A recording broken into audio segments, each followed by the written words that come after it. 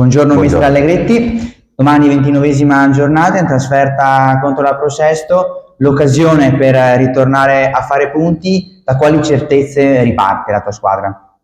La certezza di sapere che nonostante la sconfitta abbiamo fatto una buona gara contro la prima in classifica e non abbiamo mai perso il cervello, non siamo mai scesi in alcune decisioni e quindi farci innervosire da quello che ci è capitato, e perciò insomma la squadra è viva, si è visto, e il coinvolgimento da parte della gente è un ulteriore premio a quello che stanno facendo i ragazzi, che è qualcosa di eccezionale, perciò andiamo a Sesto per cercare di fare punti. All'andata un gol di Romero, una vittoria di misura per 1-0. Sì, incontriamo una squadra forte, che ha degli interpreti che fino a 2 anni fa giocavano in Lega Pro, una squadra che si difende molto bene, si chiude nella propria metà campo quando deve difendersi e poi riparte con anche qualità e gamba, soprattutto dalla parte di Rossi, che è un giocatore molto importante. Non sarà facile, ci siamo preparati bene, li abbiamo visti e quindi, come ho detto, andiamo a cercare di fare punti. Una squadra compatta, direi, soprattutto nelle ultime 8, tranne l'ultima turno dove ha perso contro la Varesina a 5 minuti dal termine. Ha sempre segnato però mai oltre un gol a partita.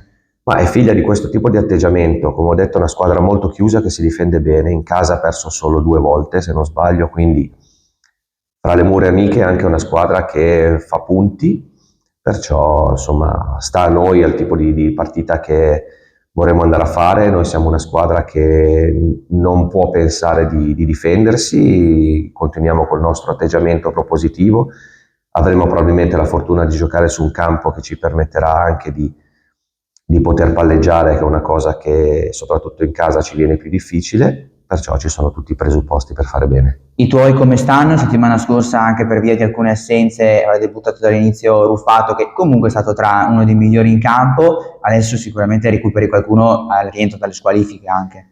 Ma in realtà addirittura perdiamo parecchi giocatori, perché si è fermato per infortunio Signorini, si è fermato Strada, si è fermato Marchesini, è fermo Beghetto, ci sarà Ugge squalificato.